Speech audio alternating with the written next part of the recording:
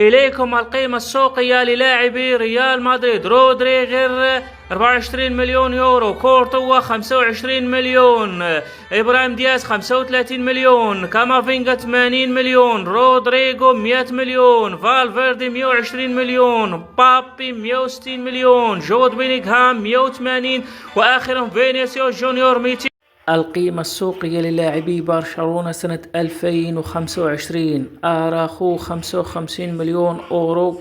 كوندي 60 مليون أورو، كوبارسي 70 مليون أورو، غافي 80 مليون أورو، رافينيا 85 مليون أورو،